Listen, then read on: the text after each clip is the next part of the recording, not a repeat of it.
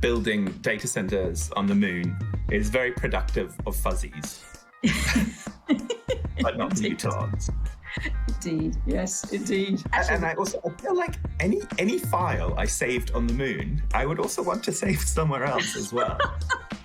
I think that would be sensible. It's not exactly your ideal disaster recovery location.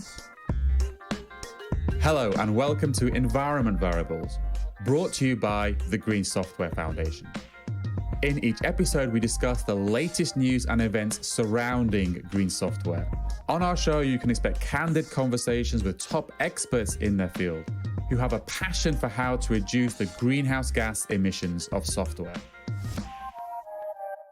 Hello and welcome to another episode of Environment Variables, where we bring you the latest from the world of sustainable software development. I'm your host, Anne Currie. For those of you who are regulars to the show, you've probably heard me on the other side of the microphone. But in this episode, I'll be host.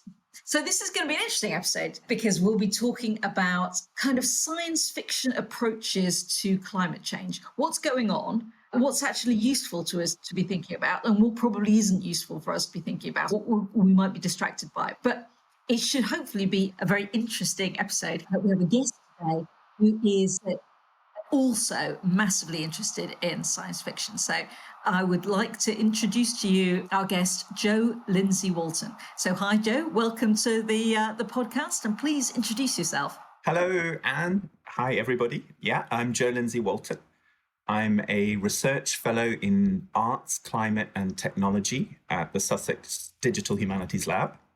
And I'm really excited to be here. I'm a relatively new member of the Green Software Foundation, and I've really come here via the Digital Humanities Climate Coalition, the DHCC, which is a kind of community-led initiative, which I guess we'll be speaking about, around digital decarbonization, around climate justice. And I also do some work on climate communication. How do we talk about climate? Bringing in interdisciplinary angles there, games, arts, literature, including science fiction. So this overlaps with my interest in science fiction, including the sort of post-cyberpunk fiction of writers like Cory Doctorow, who directly explore contemporary issues around tech, law, and climate as we encounter them today, as well as more classic works by people like Ursula Le Guin, Samuel R. Delany, that like to imagine life under better or just radically different social institutions. So I'm really happy to be here. Excellent. Thank you very much. So just a little bit about me, for people who perhaps aren't regulars. My name is Anne Currie. I am one of the co-chairs of the Green Software Foundation Community Group. I'm also currently writing the new O'Reilly book about green software, a co-author of that. It's called Building Green Software. It's being published as we go on the O'Reilly website, and I'm doing that with my fellow GSF members, Sarah Sue and Sarah Bergman. And my Sci-Fi, the reason why I suspect why I'm hosting this episode today is that I'm also the author of a science fiction book series, the Panopticon series. It's similar in some ways in terms of kind of time at which it's set and ideas to Cory Doctorow. So it's post-cyberpunk. Yeah, and it covers a lot of the stuff that we'll be talking about here. A lot of the stuff we're talking about here. Including the moon. Including the moon. I have a whole book on the moon. Oh, yeah. The moon is great. I love the moon. Before this podcast, I listened to, just get myself into the mood, I listened to the theme music to Space 1999, which is it was a really good show about the moon. The science was a little bit dodgy, but in the 1970s, it was a good show. And although it was repeated a lot on television in the UK through my entire childhood. So it's constantly watching this story about people living on a kind of renegade escaped moon. But anyway, before we start, because we're just going to get horribly sucked into talking about the moon and science fiction. But before we start, it's just a reminder that everything we talk about here will be linked today in the show notes below the episode. As you said, before we get into the sci-fi discussion, because that's going to basically take up all our time, Jo, do you want to tell us a little bit about the Digital Humanities Climate Coalition, just to give us all a little bit of context? Yeah, I'd love to. So the Digital Humanities Association of UK and Ireland launched a few months ago, and the Digital Humanities Climate Coalition, the DHCC, is one of its community interest groups. But we have been doing things more informally since about the time of COP26. And we began really out of that kind of sense that, as Margaret Atwood puts it, climate change is everything change. So every field, every domain should be exploring climate impacts and climate actions. Everybody should get their own climate coalition, and this one is ours. So what is the digital humanities? It's an eclectic mix. One of the things the digital humanities loves to do is talk about what the digital humanities actually is. You've definitely got some kind of brilliant research software engineers, some very technical people, and then you've got less technically proficient people, including me, I should say, who've maybe come in via a history angle or a literature angle from the kind of more traditional arts and humanities and come to the tech from that direction. And I think that's really our niche, is that there are all these fabulous new tools and methods appearing all the time. And hopefully we can signpost those and maybe build some bridges for the less technical users. So the DHCC's mission is to help everybody, and especially arts and humanities researchers, to understand and improve the climate impacts of our use of digital technologies. And it's community-led. You mentioned the link will be in the show notes, and I'd really invite your listeners, especially if they have any interest in widening participation in sustainable digital tech, creating those on-ramps for different levels of experience. I'd really invite them to get on the mailing list and the GitHub and get involved. As well as that side of things, we're also really keen to equip users to reflect on the big picture of climate change. So the arts and humanities loves to think about politics, ethics, about the social and cultural features of the decisions that we make and the perceptions that we have. And when you work in tech or use digital technologies, it's very easy to get excited about this or that solution or optimization and maybe lose track of the bigger picture of climate change and climate policy. A key thing for me is that the planet has a finite capacity to generate green energy and to absorb carbon. Growing, but growing at a finite rate. So there are these hard trade-offs there about how we use resources up until 2030, up until 2050 and beyond. Yes, it's complicated by innovation, by actions that might stimulate demand and investment and so on, but those trade-offs are there. And a particular legal entity might be net zero or better, but if it's using green energy, if it's bagsied some of our carbon absorption budget, then that means that's not available for other things. And part of what we like to think about in the DHCC and the resources that we provide are these climate justice angles. Can anybody seriously think that we shouldn't prioritize food security, healthcare, transport infrastructure, disaster management, sanitation, biodiversity, things like that, especially in the global south, where the needs are greater and where the responsibility for climate change is so much less. So encouraging that kind of critical scrutiny is something that we're really keen to support as well. That is very interesting. Yes, and of course, you mentioned the links to the DHCC toolkits in the notes before. That's all great. So I had a quick look at the DHCC stuff, and it is really interesting stuff. And the immediate thing that came to mind was something that I think is the key issue when you start to talk about climate and climate change and using sci-fi or literature to change people's minds and move people forward, which is that, and Jo, this you're going to know more. You probably know similarly. You probably think about this a lot, as I do, which is that fiction and driving things forward and getting people involved in things is often about individuals, because there's no story without a protagonist. So literature tends to be about individual action, but climate change, there's a big battle at the moment between individual action, which we know doesn't work. And we know, I don't know if you read Michael Mann's The New Climate War, about, it's not a sci-fi, he's one of the, Michael Mann is one of the I think he was the... I bought that book yesterday, coincidentally, but I haven't read it. Yeah, it's a good book. It's well worth reading.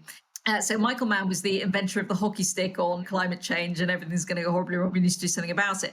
And in his new book, in his latest book, which is well worth reading, The New Climate War, it's about disinformation and propaganda against climate change through, and not just climate change, but all change. Big business propaganda tends to be about trying to steer people onto individual action, which doesn't really, for these kind of huge scale changes, doesn't really work. So it's a distraction. It keeps everybody's, don't drop any litter. Look over there. So yeah, it's a litter dropping as a distraction to various things in the past that big business have not wanted us to be looking at.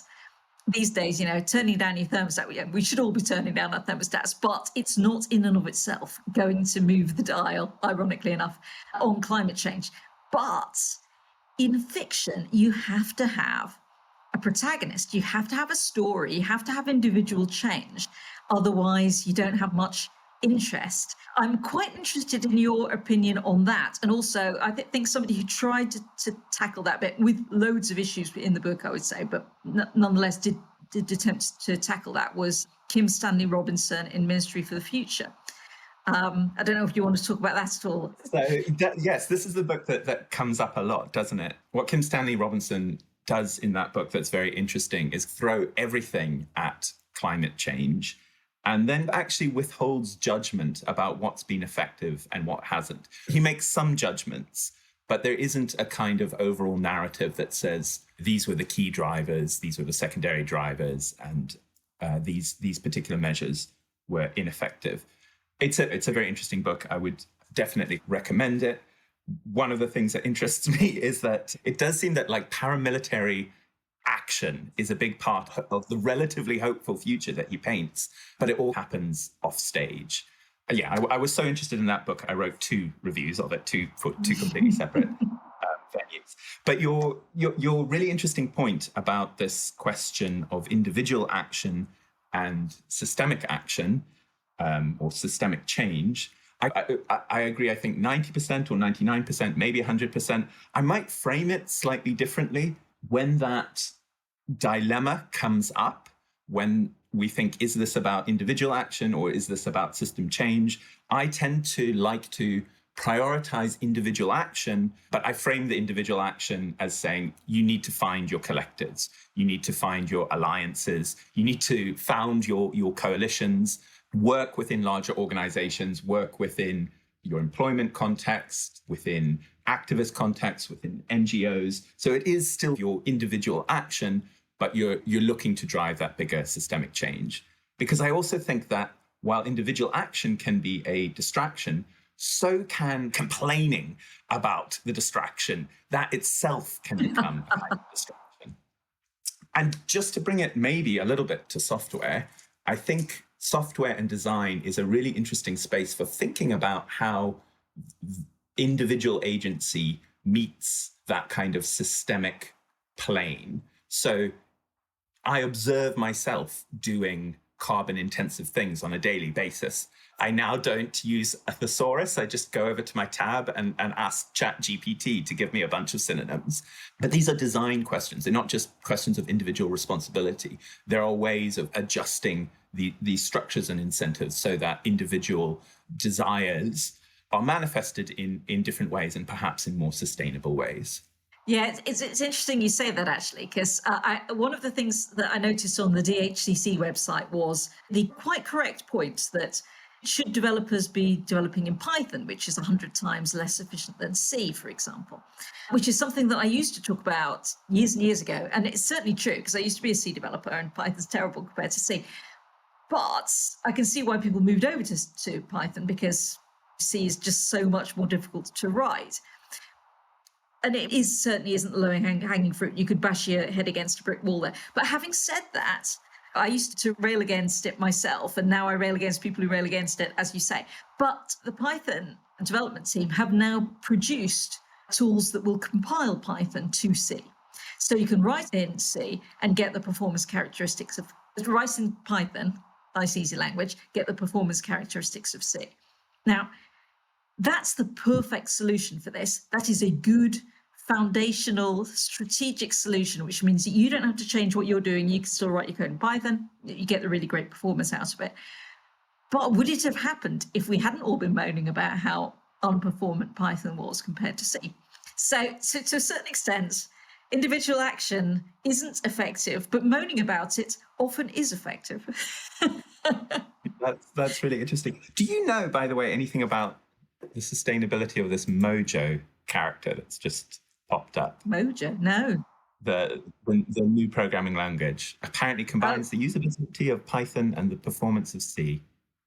I mean, it's entirely possible, because really what you write in and what actually runs are completely separate things. There is no difficulty at all, not don't know difficulty, there's a lot of difficulty, but it is entirely possible to compile something which is incredibly verbose, like Python, or presumably this Mojo language might be even more verbose, and compile it into something that's just assembly language, just runs and doesn't. That is the purpose of a compiler. So you just need compilers that optimize for performance.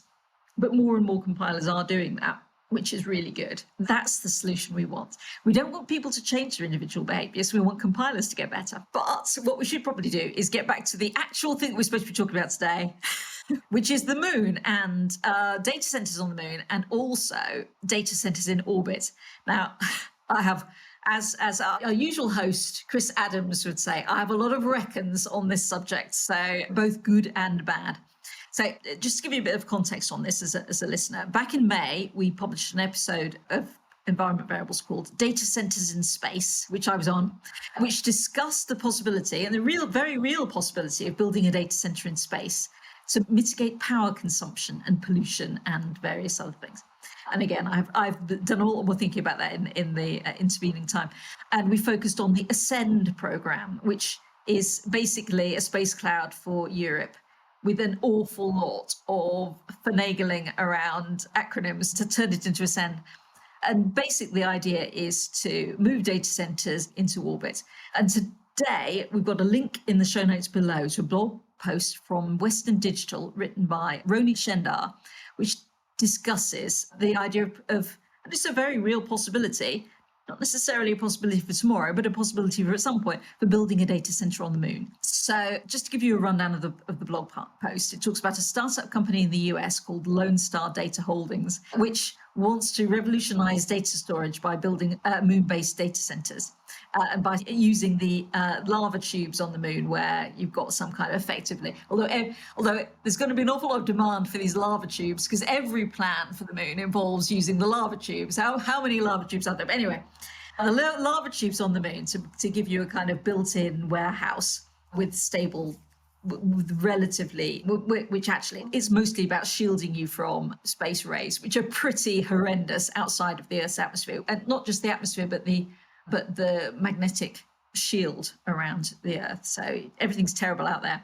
But the idea is you build data centers on the moon. And Chris, our excellent editor for this, who you as a reader, as a listener, will never encounter, will seldom encounter. But Chris is marvelous, and he does all our prep for us for this, and has asked us some questions that we should discuss about the idea of data centers on the moon. And the first question that he's asked us to discuss is how much energy could this really save in, for example, cooling compared to Earth-based data centers? And what impact might that have on reducing carbon emissions? And what would be the issues with polluting the moon? Now, Jo, if you have any thoughts on that, I have loads of thoughts. I'm glad. Well, so I asked actually yesterday my friend and collaborator, Polina Levanton, about this, because I read the article. I'm not qualified to comment on the science, and she is a scientific one. And she just gave the wonderfully poetic answer that have we not always already stored data on the moon? Our dreams, our forebodings, our utopian desires. So maybe that kind of speaks to the point about polluting the moon. Maybe the idea of this pristine wilderness that we don't want to spoil. In a very unscientific way, off the top of my head, and you know more about this than I do, the pros are that it is cool, both figuratively and literally cool, and you've got plenty of sunlight. And then maybe some kind of co-benefits of a permanent lunar presence, a staging post for Mars missions, an opportunity to do science on the moon. The cons would include lag time. The moon is over a light second away.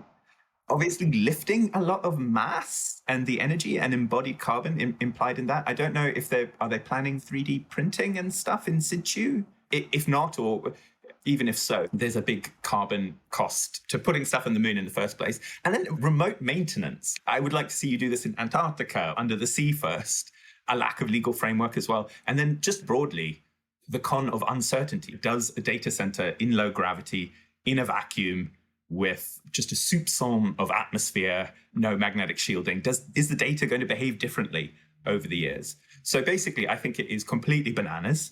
I think they should absolutely go for it. But I'm one of the haters that they need to prove wrong. Put a data center on the moon. I think it's maybe slightly more probable, but only slightly more probable than putting a data center in Narnia. The White Witch's curse of eternal winter also creates very favorable conditions for data center cooling. Yeah, actually, oddly enough, my views on it are really very similar to yours, and I have done a reasonable amount of research into it. And it's that I really want to see a moon base. I want to see a moon.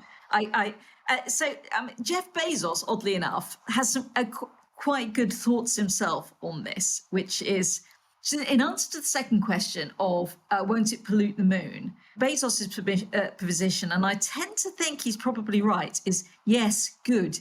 Because actually you want to move the pollution that goes alongside industry from the Earth to the moon. That is the purpose of industrializing the moon, is that you get the pollution happening up there rather than down here.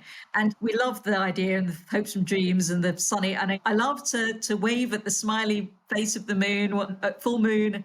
But we know that in 1,000 years' time, that's going to be completely built over. If we survive, that's going to be completely built over. And the idea will be that the Earth is better and the moon is a bit of a rubbish tip for Earth. And that's not a bad thing. That is better than stuff polluting the biome. But you're totally right. And we said this in the last podcast. For climate change, it's of no use to climate change whatsoever. The timescales are way too long.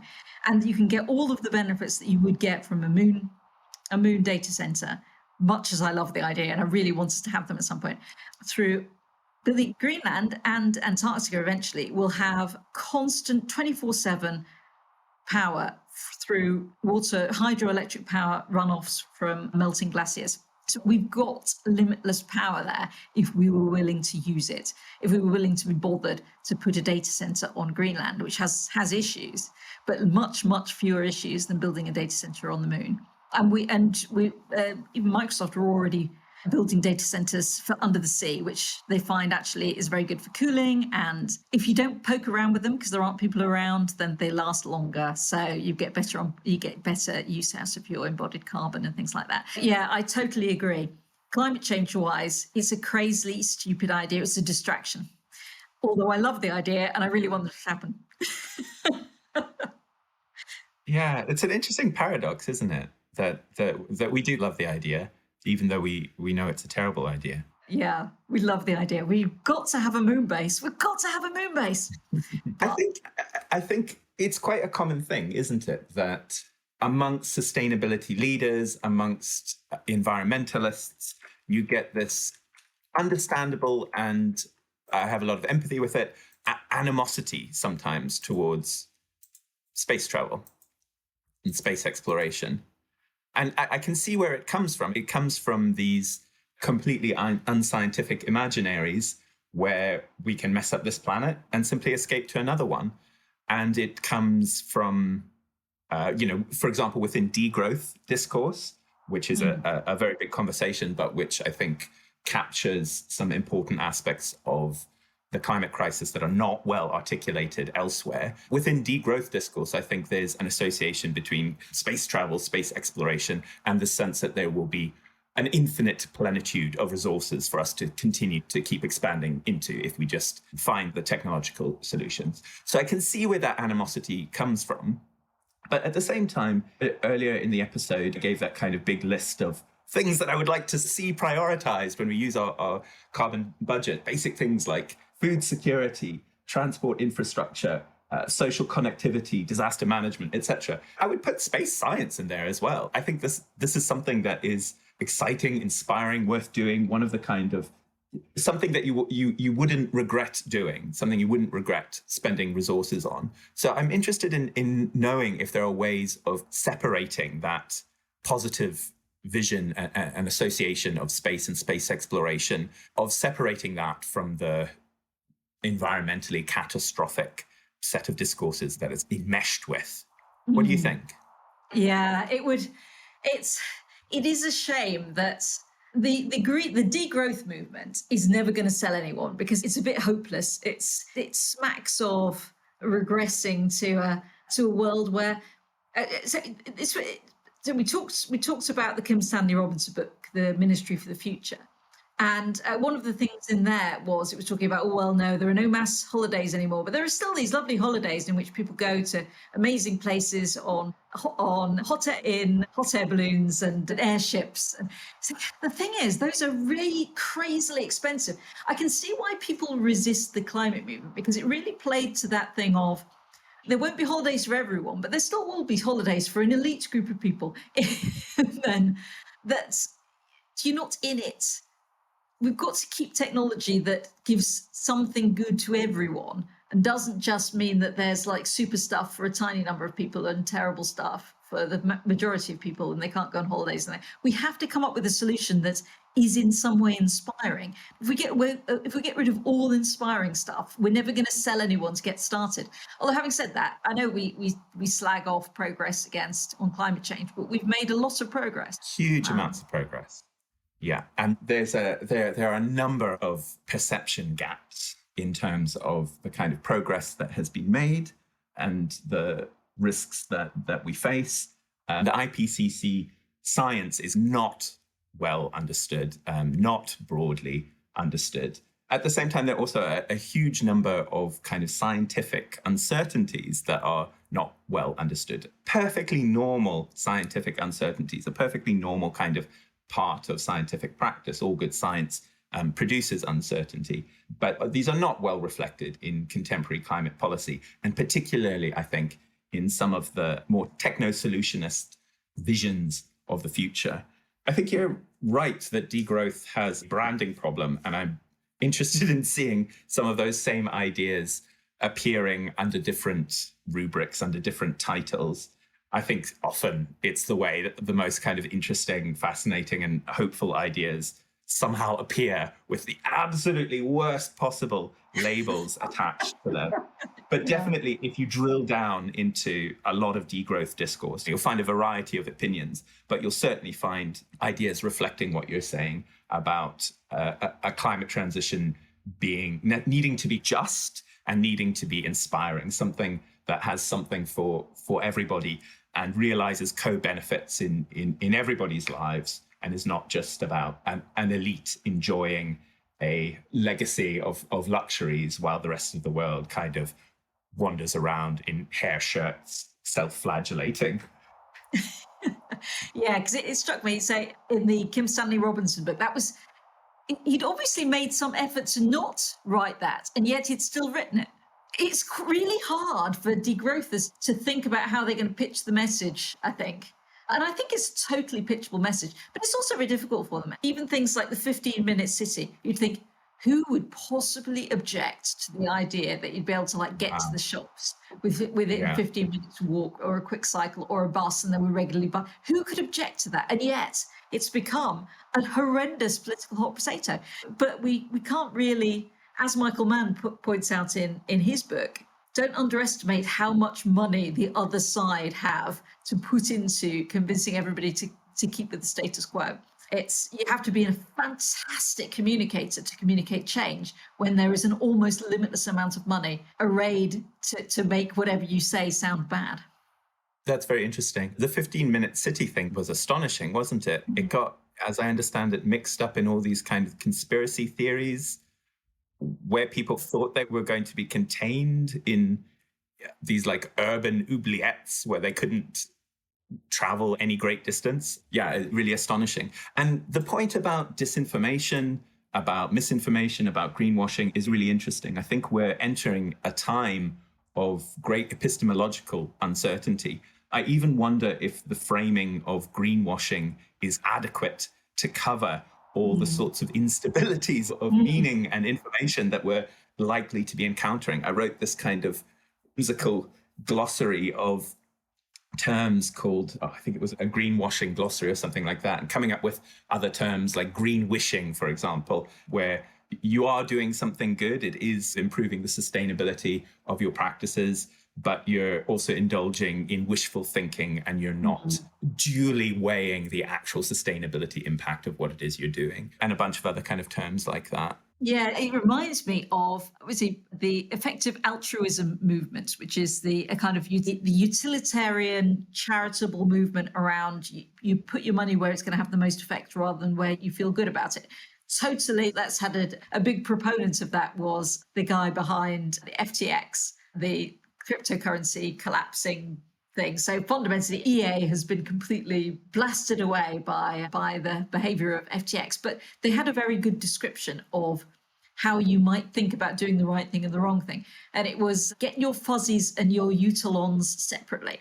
It's about what makes you feel good. You know, it might make you feel good to do certain charitable actions, but they might not actually be very effective. In fact, they might be actively bad. Whereas there are other things you could do that you get no real potential, you get no internal strokes from that would be very effective. And but yes, you'll get your fuzzies, which are about feeling good about yourself, and your utolons, which is actually about having effective change and making effective change in So different ways. Yeah, for you and me, at least, building data centers on the moon is very productive of fuzzies, but not the utons. Indeed, yes, indeed. And I feel like any file I saved on the moon, I would also want to save somewhere else as well. I think that would be sensible. It's not exactly your ideal disaster recovery location. And in fact, it's maybe I would save it on the sun. All the disaster happens on the moon and the Earth's fine. Another thing where if you're going to do DR, you really need your stuff in both places. But so we better get on to the second bit. Otherwise, we'll just chat about this forever. And the second bit, I think, is even more of an interesting link than the first. This is about computing in orbit, which is about doing more, having data centers, orbiting data centers. And there's a very good, interesting blog post about how we should all move more data into orbit, and you can analyze all the data. And it's a charming blog post about if you could process data that you were seeing in faster real time in orbit, you could monitor what whales are doing in even faster real time. But it's what it clearly is. It's a giant advert for Lockheed Martin and other American military companies, because it is the thing that you are doing. If you want to be processing data, you want to be looking at the ocean, processing data real time about what's going on there. That's entirely for military stuff, which I don't have any particular reckons whether that's good or bad, but there'll be a load of money going into it because China will start doing it. America will start doing it. Eventually, India will start doing it. Russia will start doing it. It is an arms race, I would say. This is greenwashing. You want the new greenwashing term for this one? Yeah, I mean, I feel like let's assume it does work. Let's say that the technology it'll work. It'll work. And under that highly hypothetical circumstance, right? My question is still, how does this fit into the big picture? This is something that we're interested in the DHCC. How does it fit into the big picture? Are these orbital data storage facilities, are they going to outcompete the earthbound data centers that are using the dirty energy?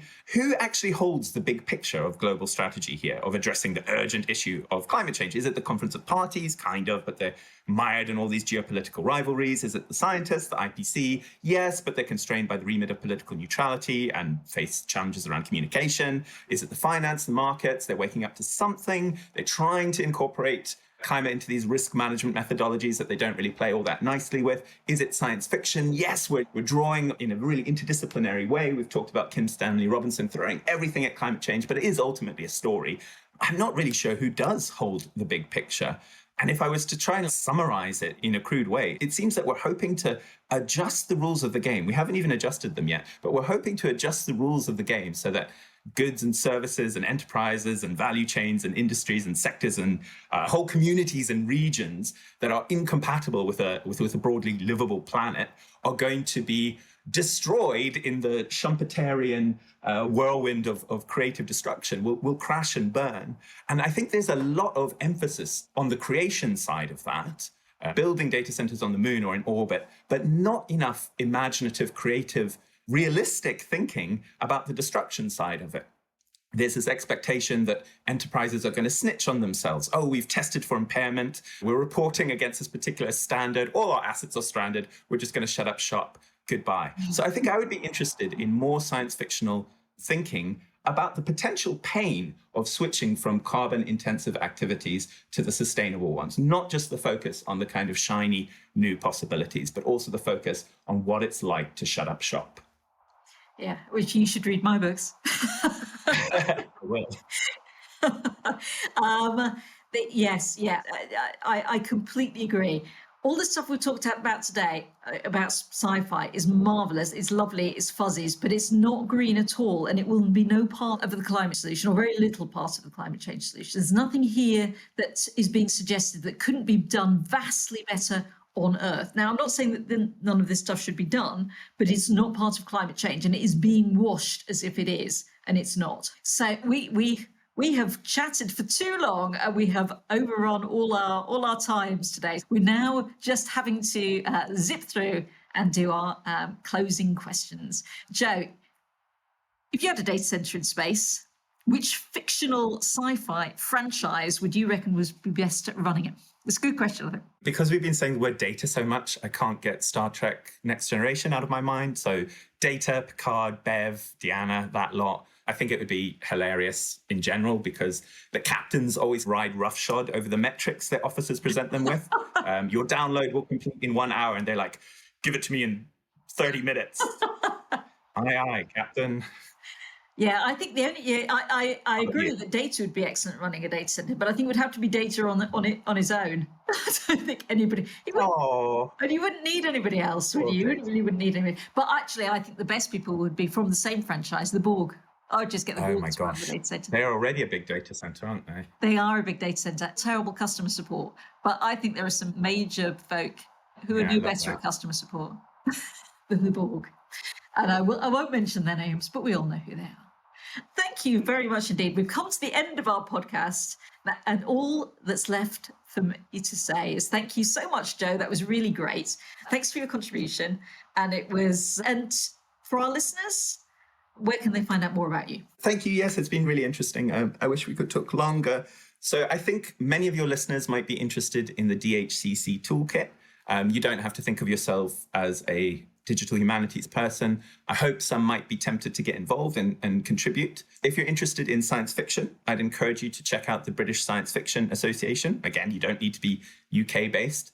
And our journal Vector, which I've been editing with Paulina Levonton for the past few years. If you're interested in climate communication and maybe some of the broader issues around the political economy of climate change, you can check out our Climate Risk Communication Toolkit, which is a publication of the UK Universities Climate Network.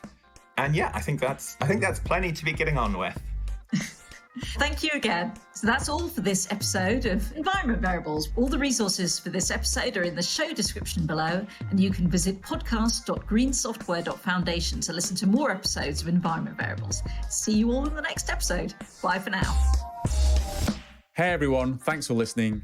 Just a reminder to follow Environment Variables on Apple Podcasts, Spotify, Google Podcasts, or wherever you get your podcasts. And please do leave a rating and review if you like what we're doing. It helps other people discover the show, and of course, we want more listeners.